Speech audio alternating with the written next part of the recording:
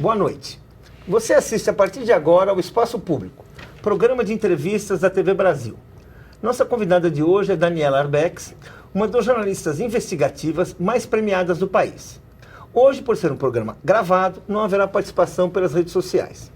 Para participar da conversa aqui em nossos estúdios, convidamos o jornalista e escritor José Rezende Júnior, que já foi premiado com o Jabuti. Contamos, como sempre, com a participação de Florestan Fernandes Júnior, jornalista da TV Brasil. Eu sou Paulo Moreira Leite, apresentador e âncora do Espaço Público. Boa noite, Daniela. Boa noite, Paulo. Obrigada pelo convite. Imagina, é uma grande honra para nós contar com você aqui. Esse seu livro, muito interessante, Cova 312, sobre um desaparecido político. Eu gostaria de fazer uma pergunta, assim, básica, né? Em 2017, vão fazer 50 anos que ocorreu essa morte. Isso. Você não havia nascido quando a morte do Milton Soares de Castro ocorreu, o desaparecimento. A morte foi reconhecida bem depois. E, no entanto, você escreveu um livro sobre isso, você trabalhou, você foi atrás. Eu pergunto, qual o sentido disso para você? Então, eu acho que o objetivo de todo jornalista é transformar a sociedade de alguma forma, é um compromisso com a notícia.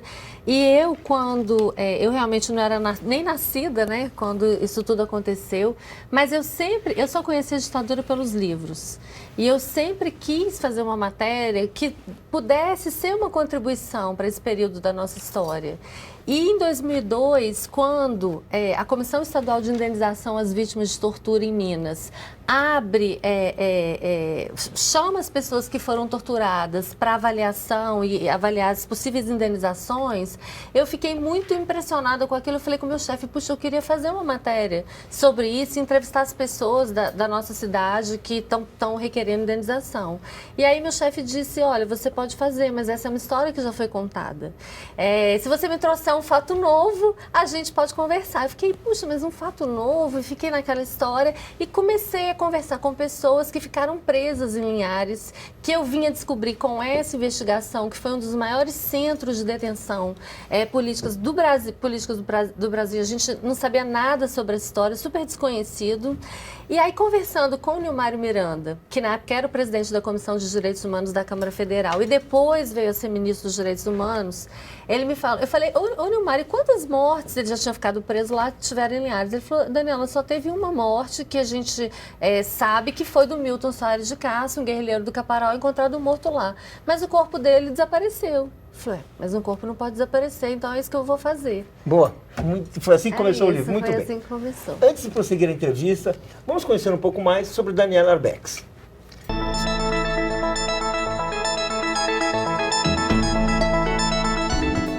Daniela Arbex é autora de Holocausto Brasileiro, livro que vendeu mais de 100 mil exemplares desde o lançamento em 2013.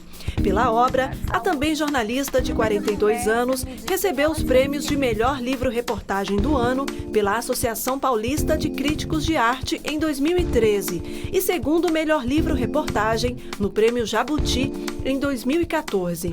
Com imagens chocantes e ampla investigação, o livro revela para os brasileiros a história esquecida do Hospital Colônia de Barbacena, em Minas Gerais.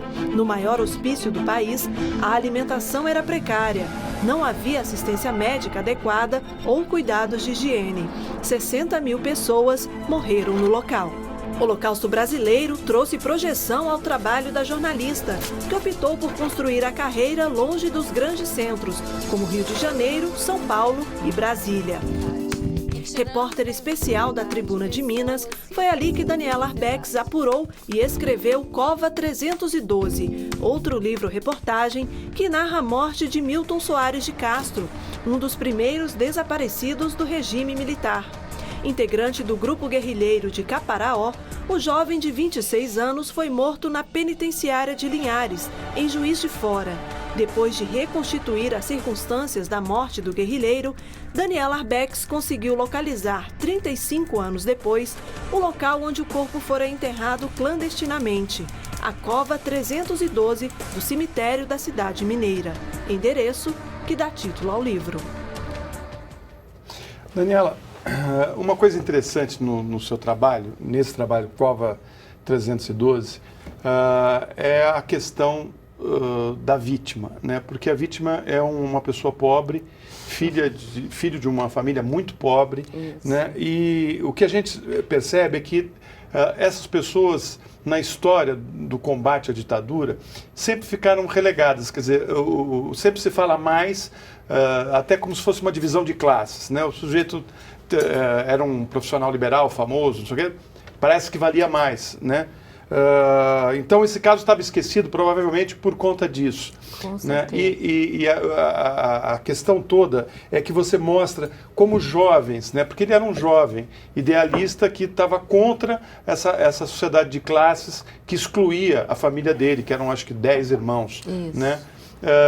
Isso te tocou? Como é que foi para você lidar com isso? Quer dizer, um jovem que quer transformar o Brasil, que quer um Brasil mais igual, né, morrer e ficar esquecido durante 30 e poucos anos e só agora a sua história vir a público. Então, eu me identifiquei muito com esse jovem, com esse ideal. E é muito interessante, você tocou num tema importante, porque até na hierarquia da guerrilha do Caparaó, ele era considerado menos importante, menos preparado. Quando a gente começou a investigar a história da vida dele, que eu comecei a localizar os ex-companheiros de Caparaó, o que eu ouvi muito, mas por que o Milton? Porque o Milton era um dos únicos civis da guerrilha, todos os outros tinham formação militar. Então, assim... Os militares tinham sido expulsos. Sido banidos, né, quando aconteceu a ditadura e tal. Então, assim, na hierarquia da guerrilha, ele era considerado menos importante. Entretanto, ele foi a primeira pessoa a chegar na serra, a desbravar a serra, para que os outros companheiros pudessem ir para Caparaó, e ele foi o último a sair, ele só saiu de lá preso. E muitos outros deserdaram no meio do caminho. Quando você fala que foi o último a sair, foi o que ficou, resistiu mais? O que resistiu mais, ele não ficou até o final, ele não abriu mão da ideia da ideia dele, ele só saiu de lá preso, ele resistiu a tudo, ao frio, à fome. Então, assim, é incrível como que a história dele ficou silenciada tantos anos. E o Exército tinha tanta certeza de que essa história nunca viria à tona, que enterrou ele numa cova rasa para indigente, mas com o nome verdadeiro. Então, enfim, né? Isso permitiu que a gente conseguisse puxar toda a história da vida dele e mais ainda, permitiu também que a gente, todas as provas que a gente encontrou do suicídio do Milton, né? Foram as mesmas provas que me permitiram provar o assassinato dele. Daniela, uma das grandes tragédias, né, da grande tragédia que foi a ditadura militar, é a questão de desaparecidos, né? São parentes que nunca são devolvidos, entregues, enfim, que não se tem notícia, né, do que aconteceu com eles, embora se saiba que eles estão mortos. Eu lembro que uma das minhas andanças de repórter, eu tive numa cidade do interior de Goiás, aqui perto, um índice de criminalidade muito alto. Eu fui entrevistar uma mãe que o filho dela tinha desaparecido, nada político, problema, enfim, de polícia mesmo, havia desaparecido. E ela me disse, já há muitos anos, ela me disse que ela ia encontrar o filho dela. Nem que fosse o ossinho do dedo mindinho do filho, ela queria para enterrar. Então essa mulher, ao mesmo tempo que ela tinha esperança de encontrar o filho vivo, ela tinha a esperança de encontrar o filho morto, né? E ontem à noite eu estava lendo um livro que se chama, um romance, Nova Gramática Finlandesa, é do italiano Diego Marani, é um livro que fala sobre esquecimento, memória, identidade. Então tem uma passagem que é muito interessante que eu gostaria de ler. Um homem não está morto enquanto não encontram seu corpo. Chamamos a ele desaparecido. O imaginamos avançando numa terra distante e hostil, obstinado em viver, obstinado em regressar. Não podemos fazer outra coisa senão esperá-lo. Temos o dever de esperá-lo, ainda que por toda a vida. Só a restituição do corpo nos liberta da espera. Qual foi a sua reação? O que você sentiu quando você simbolicamente entregou aos parentes do Milton o corpo dele, o corpo desaparecido há 35 anos? Então, foi muito emocionante essa descoberta, porque eu acho que essa descoberta mostra que a gente, com 434 mortos e desaparecidos, há tantos Miltons por aí esperando para serem encontrados. Eu falo no livro que, na verdade, quando a pessoa morre e ela não enterra, quando ela desaparece, é como se essa pessoa, esse ente querido, morresse todos os dias. Então é um luto permanente. E é assim que a família do Milton se sentia. E tem uma frase para mim que resume tudo isso. Quando eu me encontro com a família dele, já 12 anos depois da descoberta da cova, em Porto Alegre, e eu pergunto para o Edelson, que é um dos irmãos, como é que você gostaria que o Milton fosse lembrado? Ele disse para mim, como está sendo lembrado hoje. Olha que lindo. E não né? deu tempo para a mãe, né? A mãe morreu sem saber. A mãe morreu sem saber o paradeiro do filho. Ela já tinha recebido a notícia do suicídio, que ela sempre desconfiou dessa versão, mas naquela coisa de nunca ter visto o corpo do filho, ficava sempre aquela dúvida, mas será? Será? Então ela morreu sem saber, sem ter podido enterrar o filho, sem ter velado esse filho. Eu queria perguntar uma coisa para você, porque quando você vai fazer esse tipo de pesquisa, você mexe com memória. Você não tem... O teu grande negócio é uma pessoa que ninguém viu, é uma história que ninguém conta, né? E você vai falar com pessoas, companheiros dele, como tem um aqui, que fala assim, olha, eu estava conversando com ele, eu vi ele, né, pegar o pescoço e apertar o pescoço. Eu pensei que ele estava dizendo que os caras tinham pego ele pelo pescoço. Eu tenho dúvida até hoje se ele estava me dizendo se enforcar. Ou seja, a memória dos próprios companheiros, Exatamente. assim, de repente... Aí como é que resolve esse problema da memória? Porque a memória humana é falha, ela é omissa, ela tem buracos, a gente esquece coisas de ontem, imagina, de anos, né? Como é que você lida com isso para poder escrever uma história que é jornalística? Então, não se escreve uma história só com a memória, porque é exatamente por isso, a memória é falha, as pessoas criam versões. Então, assim, na verdade, esse livro, ele foi feito com o olhar daquelas pessoas, eu olhei através dos olhos deles, mas também com documentos. E os documentos que eu consegui tornam em verídica a versão de que ele estava vivo de manhã. Entendeu? De um próprio... Essa versão aqui porque, assim, existe entre os próprios militantes do Caparaó, que foi a primeira guerrilha da ditadura, existe várias contradições sobre a morte do Milton. A maioria deles acredita que o Milton foi morto. Uns viram ele sair, a maioria viu ele sair, ninguém viu ele chegar. Só o Araquém fala que viu ele vivo de manhã. Bom, isso fez com que eu chamo de reviravolta jornalística. Se você tem uma testemunha falando que viu o Milton vivo de manhã, muda tudo. Porque, então ele pode sim ter se matado. Então vamos investigar de novo. E aí nessa... Só melhorou a história, né? Não, foi incrível, porque ele me levou a fazer essa reviravolta, me levou a encontrar as provas fundamentais, incontestáveis do assassinato dele. Foi o ponto principal. Foi a busca dessa foto da imagem da necropsia, porque isso é até interessante, a gente pode falar depois, porque é um resultado diferente do que chega à Comissão Nacional da Verdade. Ah, é? É. Vou contar depois por quê. Mas é interessante pelo seguinte, quando ele fala que viu o Milton vivo, não, peraí, então vamos investigar de novo. Tem buraco na minha investigação, né? Porque eu tinha reunido indícios, mas não tinha uma prova fundamental. E aí, entrevistando o Gilney Amorim Viana aqui em Brasília, ele me fala, Daniela, olha, tem um inquérito sobre a morte do Milton, dá uma olhada nisso e tal. E eu falei, uai, você tem cópia? E o laudo do IML também, né? Então... Aí, através desse inquérito, que ele não tinha, ele tinha pouquíssimas cópias e todas as imagens estavam borradas, ele não tinha original, eu comecei a procurar o original pelo país. Eu falei, bom, se eu conseguir achar o original, eu consigo saber se era o Milton mesmo e a forma como ele morreu. E foi isso que aconteceu. Então, eu queria colocar uma pergunta um pouco. Qual a sua impressão desse primeiro grupo guerrilheiro? Porque, vamos dizer assim, é um grupo que está saindo do exército, a maioria, eram militares de baixa extração. O sujeito mais corajoso é um sujeito da região ali, que, né? Qual é a sua impressão, assim? Eles tinham... O que eles pretendiam? Qual era porque depois vai ter grupos guerrilheiros com projetos. Mas é que interessante, esses militares, né? Eles eram sargentos. Isso. Eles tinham lutado em favor da posse do Jango. Sim. Quer dizer, mas junto eles com o tinham Brizola. participado da cadeia da legalidade. Era um grupo mais assim, disso aqui, do que um grupo que tinha uma estrutura. Como é tinha que era ideologia, né? Então, também. na verdade, assim, foi uma aventura quixotesca. Caparaó foi uma aventura quixotesca. Eles acham que foi quixotesca?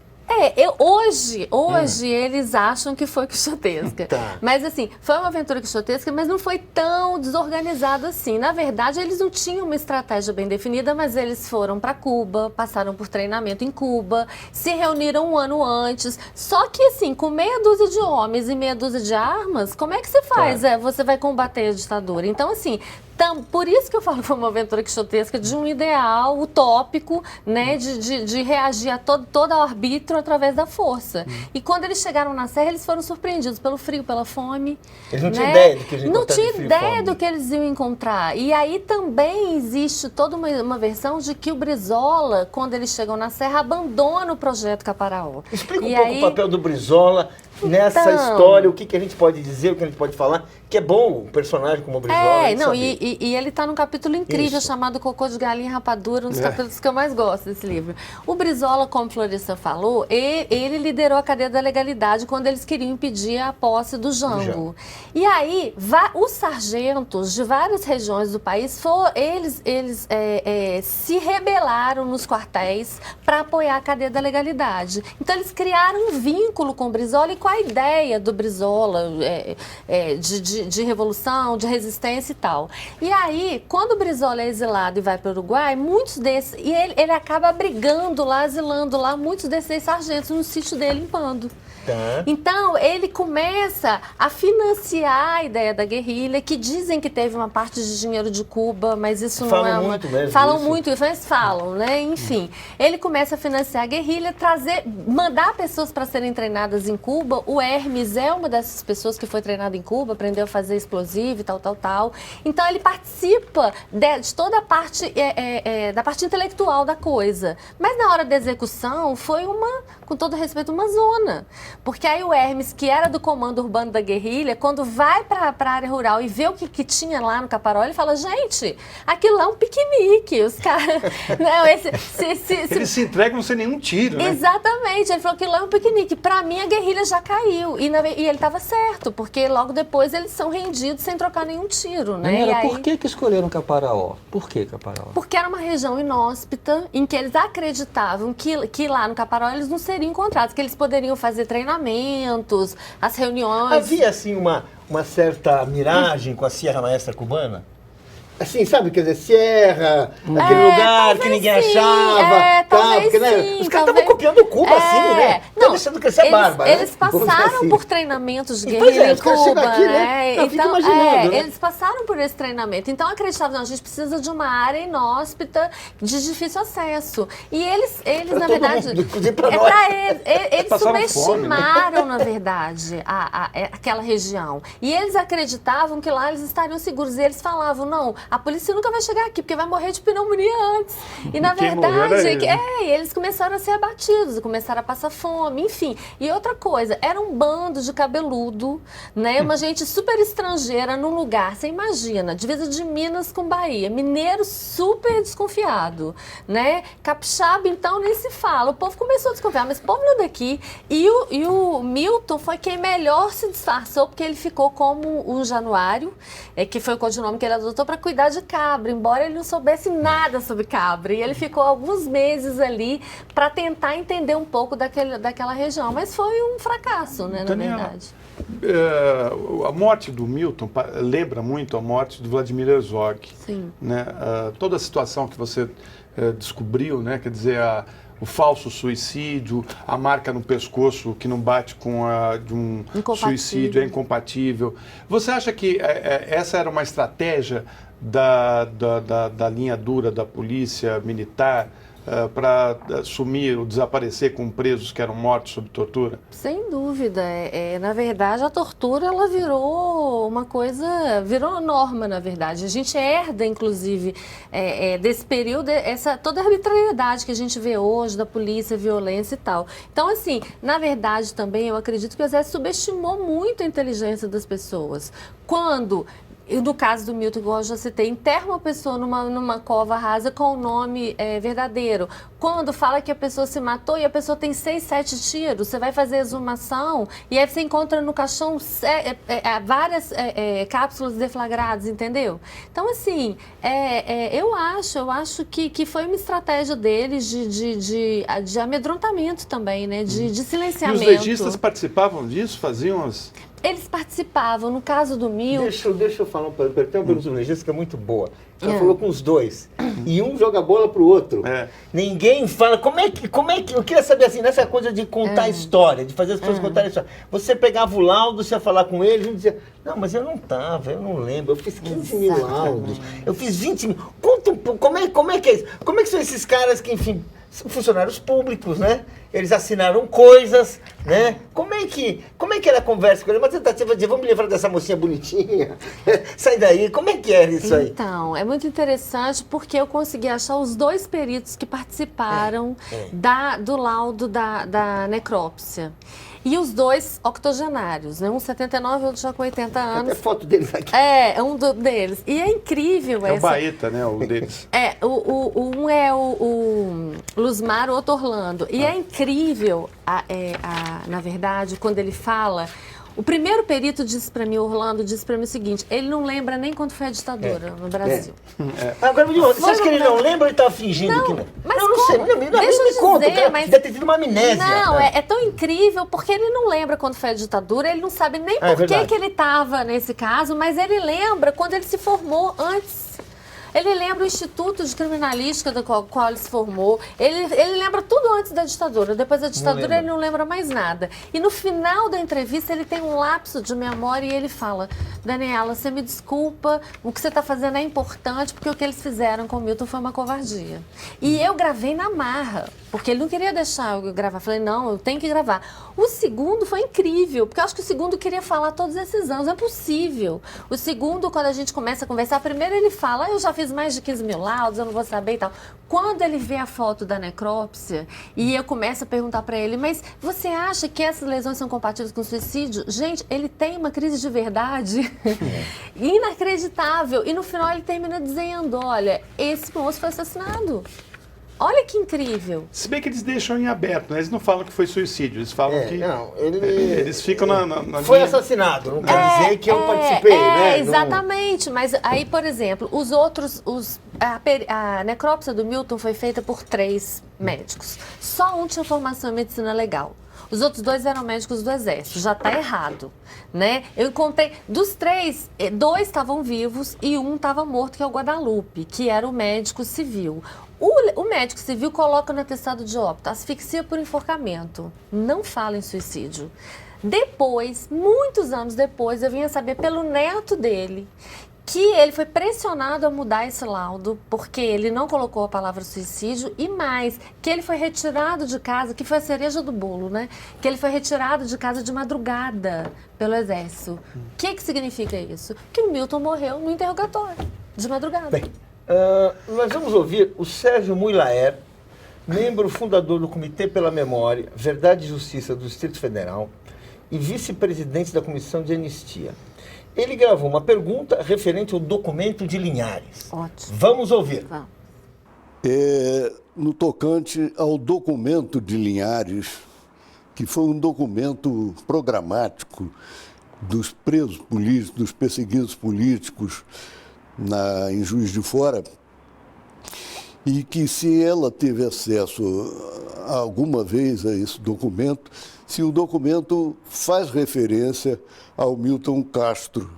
Não. O documento de Linhares foi o primeiro documento que conseguiu vencer a censura nos presídios e tornar pública a tortura nos porões da ditadura no Brasil. Foi o primeiro? O primeiro. É tão importante o documento de Linhares que esse documento chegou nos Estados Unidos e o Hélio Gaspari cita esse documento de Linhares em um dos livros dele, mas cita.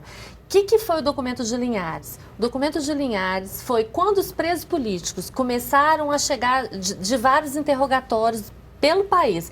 Inclusive, foram cobaias humanas numa aula de tortura na Vila Militar, no Rio.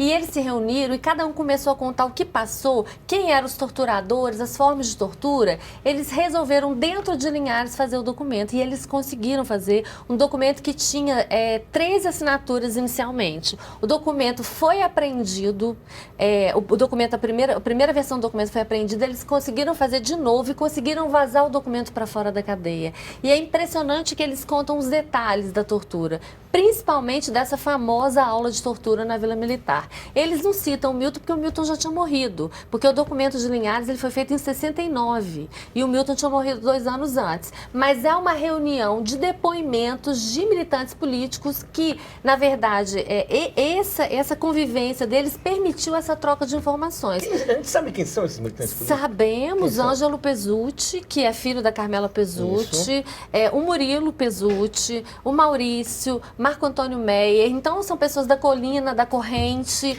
Porque são pessoas que tiveram esse papel de registrar uma coisa com muita coragem numa época que qualquer palavra era difícil, né? Por isso que eu estou perguntando, porque eu acho que é uma questão até de homenagear quem... Não, e é tão impressionante que eles colocam que, a partir dali, qualquer coisa que acontecer com eles é resultado dessa denúncia coletiva que eles estavam fazendo. Eles foram muito corajosos, Daniela, muito mesmo. como eles conseguiram contrabandear esse documento? Então, isso é um grande mistério que nem o meu jornalismo investigativo conseguiu resolver ainda.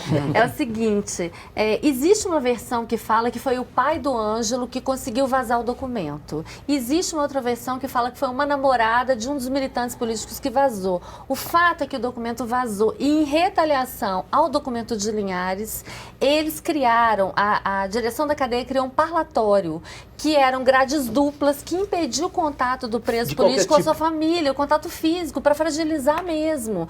Linhares foi uma das penitenciárias políticas do país mais rigorosas, mais rígidas em relação a essa questão. Não tinha banho de sol, né? Não tinha banho de sol, eles eram punidos constantemente, existia muita Isso greve de posterior ao fome. documento. Posterior ao documento. Foi uma perseguição incrível depois do Teve documento. alguém que sofreu alguma retaliação maior, uma perseguição, tipo até tortura, tipo uma vingança por causa do documento? Dentro de Linhares, não. Fora? Fora de Linhares, eles já sofreram tortura antes e retaliação, porque o Ângelo e os outros companheiros que foram para a Vila Militar foram barbaramente torturados na aula de tortura para oficiais das Forças Armadas. Tinham mais de 100 militares naquela aula de tortura e eles foram barbarizados nessa aula. E agora eu vim a descobrir, eu não sabia, nem para o livro eu consegui descobrir, que uma criança participou da aula. Isso tem um registro disso numa outra versão do documento que a Comissão Municipal da Verdade de Juiz de Fora conseguiu, que nem eu consegui esse registro. E que aí é impressionante, porque quando fala, tem criança aqui, ele fala, não, ele precisa se acostumar desde cedo, que foi o sargento Ailton, que é muito citado nessa aula de tortura. Vamos fazer um rápido intervalo, mas voltamos em instantes com a jornalista Daniela Arbex. Não saia daí.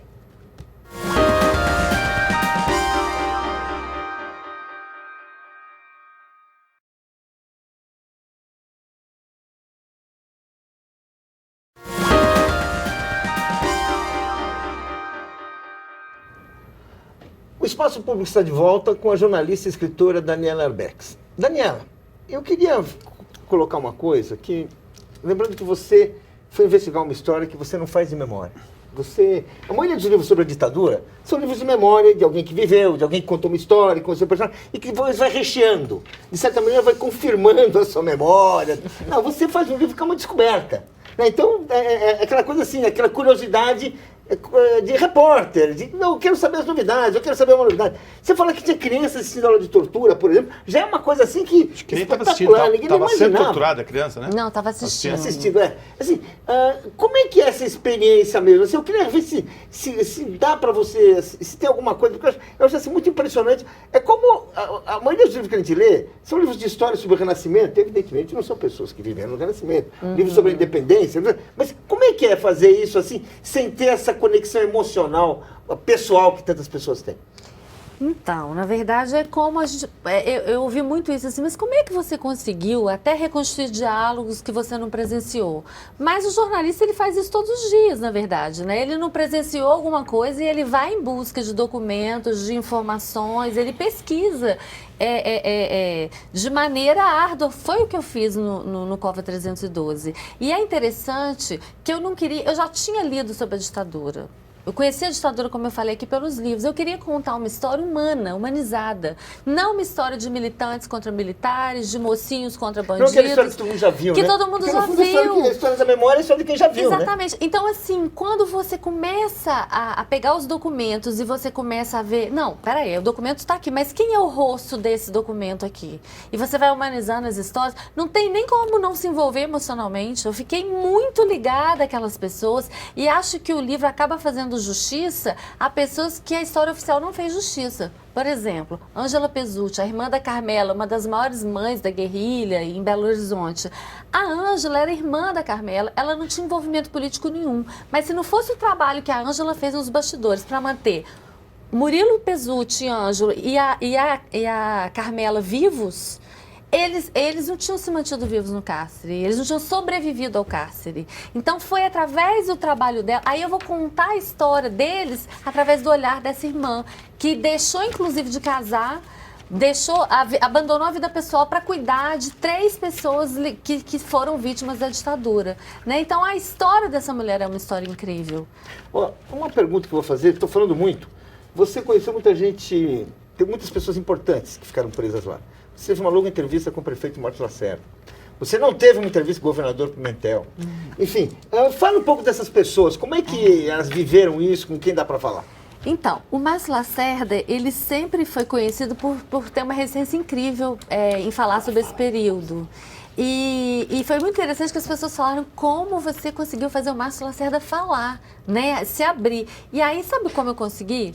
Eu consegui na auditoria militar os documentos quando ele foi preso, com as fotos dele. E eu mandei as fotos para ele e disse, olha o que eu consegui sobre você. E isso ele ficou tão comovido que ele queria saber quem era que tinha conseguido aquilo. Isso já foi uma abertura.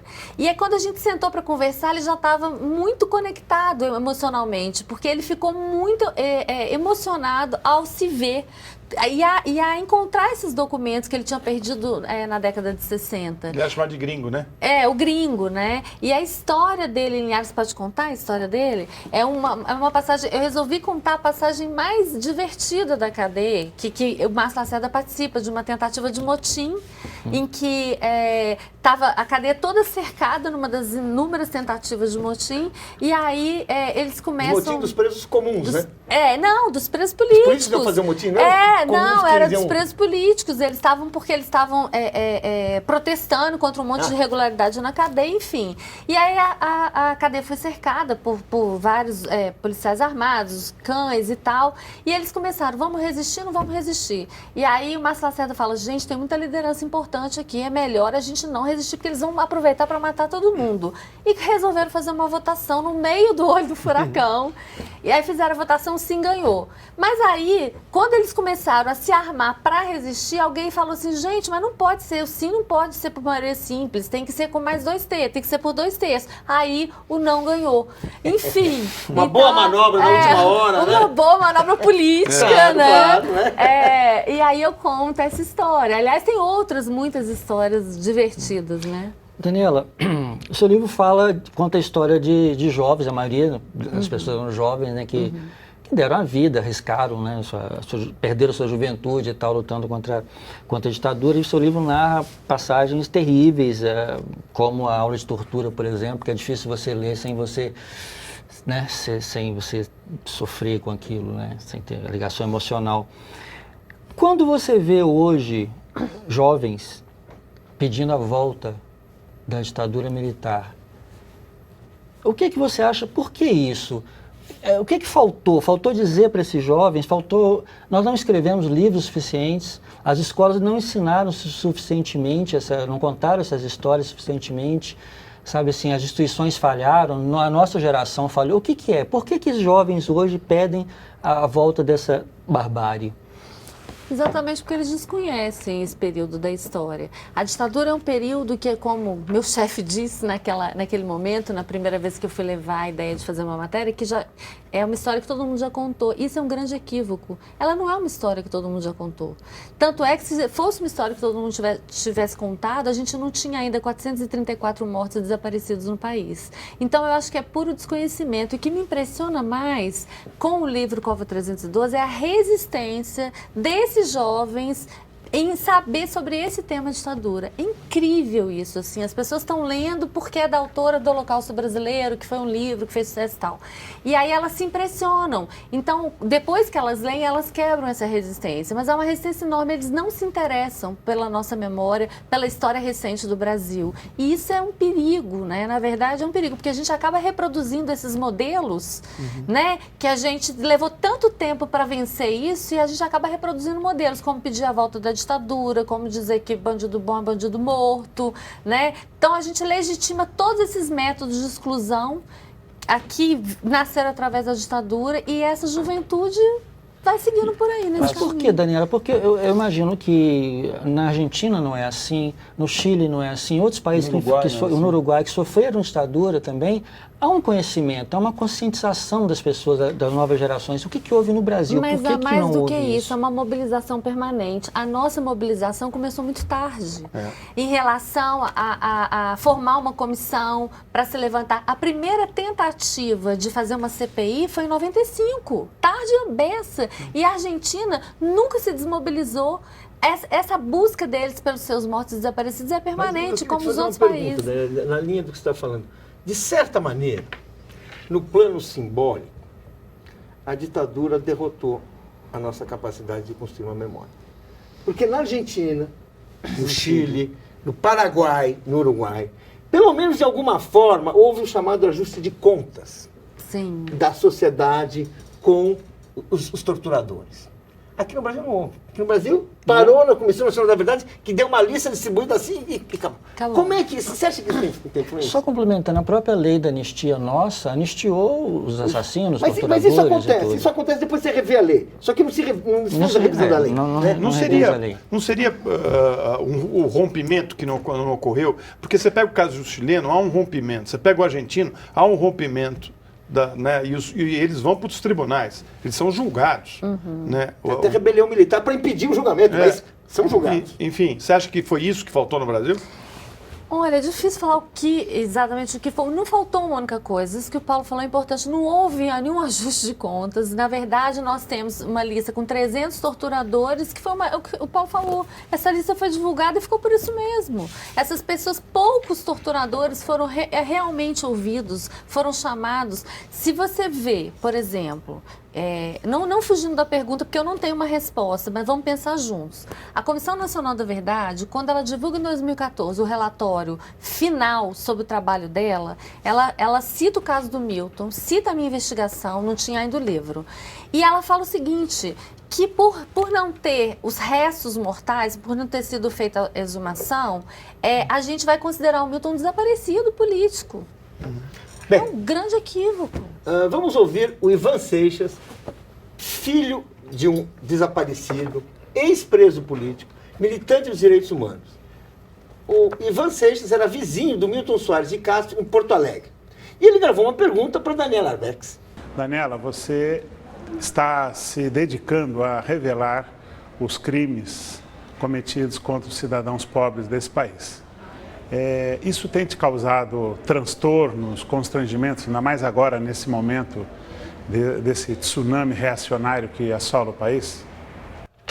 Ótima pergunta dele, a gente está regredindo mesmo.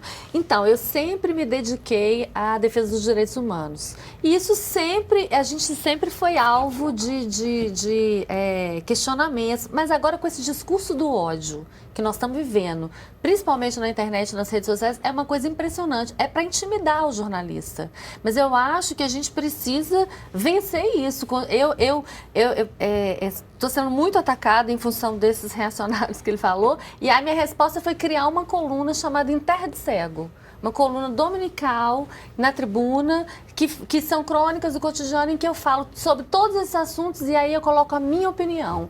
Então, assim, eu acho que a gente, ao invés de me intimidar, eu continuo falando mais. Sabe, a gente precisa dar voz para esses silenciados e a gente não pode deixar que esse discurso do ódio tome conta ou nos impeça de agir. Por que você insiste, que eu acho admirável, elogioso, corajoso, em vez de mudar-se para os centros, que todo mundo diz que é o centro que é importante, que é o bacana, fica em Juiz de Fora, na Tribuna de...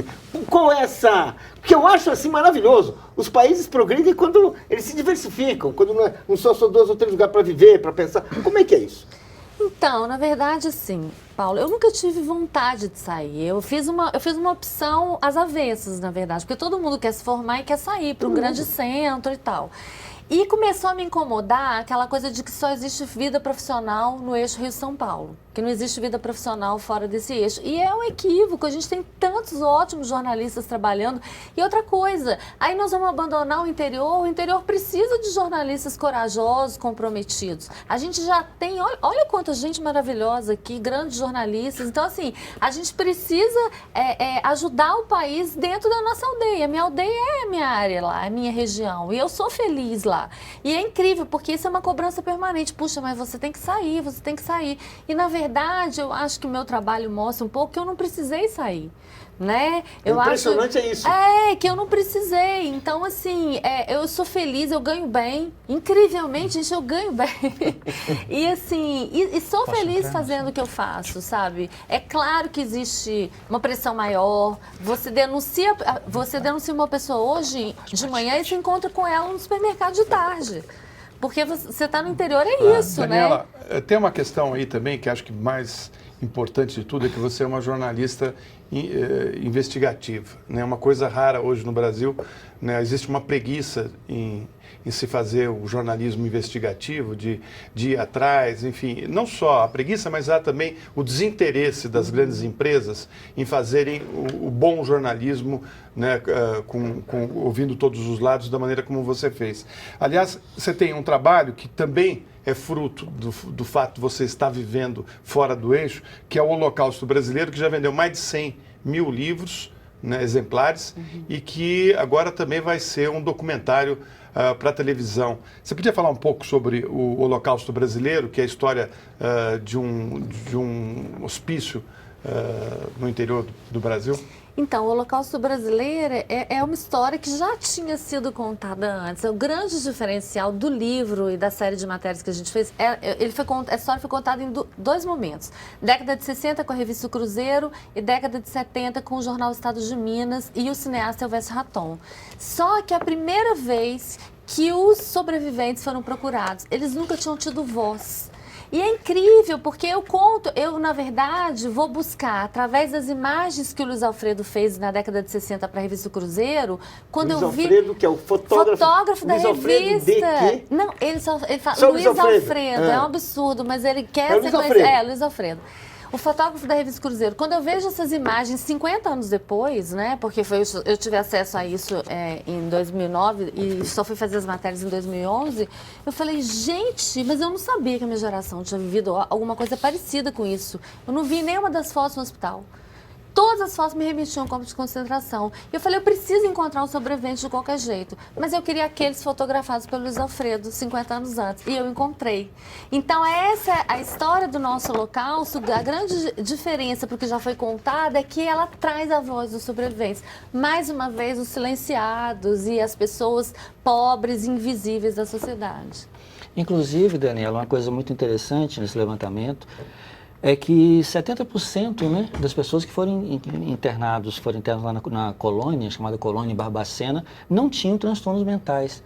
Quem eram essas pessoas? Quem eram, então? Essas que não eram transtornos mentais estavam no hospício fazendo o quê?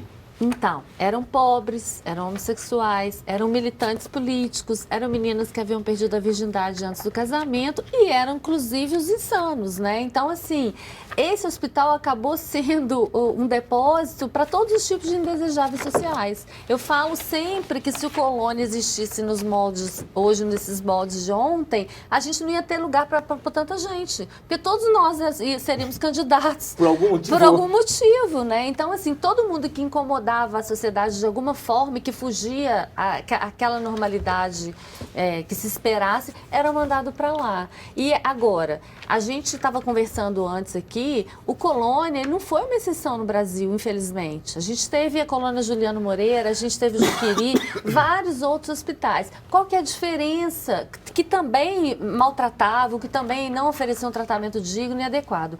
A diferença é que nunca se morreu. Em nenhum desses lugares, se somar as mortes, não chega nem aos pés de 60 mil mortos no Hospital Colônia. E por que o Hospital Colônia morria tanta gente? porque eles morriam de fome, porque eles morriam de frio. Barbacena é uma cidade gelada, até hoje. E naquela época de temperatura negativa. E eles eram mantidos subalimentados no pátio, em temperaturas negativas nus. Então, eles morreram literalmente de congelamento, de fome, de eletrochoque. Muitos casos de mortes por eletrochoque. Existe um depoimento para o documentário que a gente conseguiu colher, que eu não tinha colhido para o livro antes, de uma funcionária que fala que na década de 60, quando houve a ditadura, realmente se faltou, não é exagero, faltou comida no hospital. Se você vê o estado, o aspecto físico deles, você percebe que eles estão subnutridos e que eles estão em inanição. Nus, né, pelo pátio. Ficavam nus. E aí a informação que se dava, por que eles ficam nus? Eles não gostam de vestir roupa, não tinha roupa. Para eles não tinha roupa. Teve um ano que o hospital fabricou mais de 4.000 peças de roupa e todas essas roupas foram vendidas. O hospital funcionava como uma fábrica para explorar aquela mão de obra que estava ali. E, ao mesmo tempo, aquela mão de obra não tinha sequer uma recompensa. Eles venderam as roupas, é isso? Eles fabricavam roupas, eles colhiam muita coisa, tinha plantação de um monte de coisa. Tudo era vendido. Inclusive os corpos, né? Inclusive os corpos, ótima lembrança, inclusive os corpos. Isso é uma outra coisa. Aí é que está um pouco do que vai do meu trabalho. Porque assim, a matéria do Luiz Alfredo, da revista Cruzeiro, já falava em 61 em venda de corpos. E na série de matérias do Irã Firmino, em 79, do Estado de Minas, também falava. Mas será que foram vendidos mesmo? Quantos? Cadê os documentos que provam isso? Nós conseguimos a documentação, chegamos a 1.853 corpos vendidos para 17 faculdades de medicina do país. Com a procedência de cada cadáver, tenho todos os documentos, a procedência e o preço do corpo. Agora a gente pode falar que os corpos eram vendidos. Daniela, você conta, assim como você fez em Cova 312, você conta, você revela o lado humano, né? São histórias das pessoas e tal. E tem uma personagem, né, quando existe aquele mito de que eles ficavam nus porque gostavam, porque doido gosta de ficar nu e tal. E você recupera uma personagem, que ela é uma sobrevivente, que hoje ela usa 2 vestidos, porque ela passou grande parte da vida nua. Então hoje ela usa 2 vestidos. Eu queria que você falasse um pouco dessa Sônia é uma personagem incrível, assim, eu me apaixonei. Aliás, eu me apaixonei por todos os personagens desse livro, porque a Sônia, ela é um exemplo de resistência tão grande. Ela foi uma das personagens mais violadas dentro desse hospital, sofreu eletrochoque, apanhou, passou coisas terríveis e ela conseguiu refazer a vida dela, sair desse lugar 50 anos depois. E ela conseguiu conhecer o mar. A história dela é tão impressionante que um dia ela estava no pátio e ela estava grávida. E ela começou a passar fezes na barriga. E aí uma enfermeira falou, mas por que você está fazendo isso? Ela falou assim, porque assim, isso aqui é meu repelente humano, suja assim desse jeito, ninguém vai fazer nada comigo e eu protejo meu bebê. Então, ela conseguiu proteger o bebê dela através das fezes que ela passava no corpo. Olha que coisa impressionante essa mulher. E aí, ela chegou a ficar diabética. Porque quando ela sai, ela conhece refrigerante, ela se apaixona por refrigerante, ela começa a comer compulsivamente. Ela conhece o que ela chama de comida boa, né? E é incrível a história dessa mulher. Ela faleceu, a gente voltou agora para fazer o documentário, as gravações, e ela faleceu ano passado, né? Eu queria falar um pouco de jornalismo com você, voltando a jornalismo como coisa geral, porque eu acho que tem uma coisa que você falou e que a gente pode voltar um pouco. Vamos. Hoje, as empresas de jornalismo, a maioria não exige grande reportagem. As pessoas não fazem porque não pedem, não tem meios, podem até querer, pode ter umas pessoas que querem. No entanto, você consegue, você é aquele tipo que mata a cobra e mostra o pau, né? Vamos simplificar. Os caras vendem corpo, vendem, tá aqui a prova. O cara foi morto, tá aqui a prova. Né? Quer dizer, não tem, tá aqui, não tem essa, que é o jornalismo. A gente sai das coisas. Como é que é isso? Você tem meios, você tem tempo, como é que é isso? Como é que é o teu negócio? Paulo, isso é uma ótima pergunta. Enquanto a gente está discutindo a crise dos veículos, a crise do jornalismo, se o impresso vai morrer, a gente não está discutindo a crise de conteúdo, a questão da qualidade. E é isso que a gente precisa. E é incrível o seguinte, as pessoas falam assim, mas como que você consegue? Eu acho o seguinte, gente, a verdade ela tem uma força avassaladora. Até quando meu chefe fala que não quer, e não tem jeito, porque eu chego com o material para ele. Então, assim, não dá para ficar esperando todo o recurso do mundo. Eu trabalho num jornal do interior que não tem recurso. Quando a gente foi para o prêmio de melhor investigação jornalística da América Latina no Peru, e a gente ganhou esse prêmio em primeiro lugar, com jornais incríveis, inclusive do Brasil, o que os jurados falaram foi o seguinte, que o meu trabalho mostrou que dá para se fazer jornalismo investigativo com qualidade e com pouco recurso. E aí eles estavam, nesse prêmio, teve um seminário, cada um apresentava a sua investigação e o custo da sua investigação. E eu fui ficando apertada, porque o cara falava, a minha foi $5.000, a outra, a minha foi $10.000, a minha tinha custado R$50. Para ficar mais chique, eu falei, a minha custou $50. Porque, assim, foi o dinheiro que eu gastei para xerocar os documentos, entendeu? Então, assim, na verdade, a falta de recursos fez com que eu criasse uma metodologia de investigação. É isso. Explique. E vou explicar. Eu tinha pouco recurso e uma exigência incrível, porque o meu jornal, se sofrer um processo grande, a gente fecha. Né? Então, não podia sofrer processo, eu tinha que estar muito bem fundamentada. Então, para cada afirmação que eu fazia nas matérias, no começo, a minha chefe falava, cadê o documento que prova isso? Era um inferno. Claro. Porque eu falava, mas não é possível, gente, está aqui, já fui lá, já peguei a luz, você manda eu voltar e tal. Isso acabou fazendo com que eu criasse uma metodologia de percorrer cartório, trabalho de campo. Não é de gabinete, de ligar, não, rua. Cartório, fórum, aprendesse a ler processo, aprendesse a percorrer mesmo. O documento fala aqui que fulano de tal fez isso. Então, vamos, igual no caso da cova. Quem enterrou o Milton foi um sargento chamado Valdir Aguiar. Vamos achar o sargento estava vivo. Na época que o Milton foi enterrado, já tinha 2 anos que ele tinha dado baixa do exército. Como é que pode? Então, ele teve o nome usado. O tenente que encontra o corpo do Milton, em 67, hoje é general. E o tenente, que o general, na época tenente, disse que o Milton saiu vivo da cela. E aí eu encontro um documento, um livro dele publicado em 2011, que ele fala que o Milton saiu morto da cela. E aí eu vou na casa dele, general, você tem que explicar, o Milton saiu vivo ou morto? E ele já tinha escrito, ele teve que falar que o Milton saiu morto. Como é que ele ia, entendeu? Uhum. E aí o Milton foi levado vivo, segundo o inquérito, para o hospital de pronto-socorro e foi atendido pelo médico Márcio Fulano de Tal. Vamos atrás do médico Márcio Fulano de Tal. O médico Márcio Fulano de Tal não trabalhava mais no HPS naquela época. Você tem assim... trabalho braçal, né? Você é uma repórter especial e para o público entender um pouco, você é meio liberada para fazer suas matérias? Você não tem aquela pressão de prazo? Sabe? Quer dizer, aquela coisa, estamos fechando agora, hein? Não, estamos em 2 dias, né?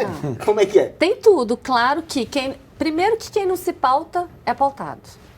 Essa é a grande questão. Então, assim, eu não sabia disso, foi intuitivo, mas desde o começo eu trazia as minhas próprias pautas. Muito sempre isso. E quando... eu trabalho no dia também. Eu trabalho muito no dia. Mas eu já cheguei a ficar 3 meses... Você faz o dia? Faço o dia e assim... E às vezes a minha chefe que fala, dá isso aqui pra Dani, porque o buraco na rua vai virar manchete em 2 tempos, assim. É muito engraçado isso. Porque um colega vai e olha, e tá lá o buraco na rua, eu vou olhar. Não, aquele buraco da rua, ele tá criando um transtorno para aquela comunidade, aquilo cresce, entendeu? Eu não sei como fazer, mas eu faço assim. Você faz. Né? E é engraçado que eu faço o dia, muitas vezes eu faço o dia. Uhum. Né? Então, assim, as pessoas falam, ela tem tempo, ela tem as melhores pautas, bobagem. O Caco Barcelos uma vez falou para mim, aliás, num seminário, que ele é de uma geração, que é a nossa geração, minha, do Paulo, que não faz jornalismo em cima simplesmente de uma denúncia. Né? A gente deixou de fazer jornalismo investigativo para fazer jornalismo denúncia. Denuncismo. Qualquer denúncia está valendo como se fosse um grande furo, uma grande descoberta. Inclusive delação premiada hoje em dia. O que isso significa para um jornalista? Então, eu acho que aí o mérito, eu preciso dar mérito aí, que o mérito é do meu jornal. Porque, assim, nesse sentido dos meus editores, a gente briga muito, assim. Antes da matéria sair, a gente quebra o pau, mas quando sai, tá todo mundo unido.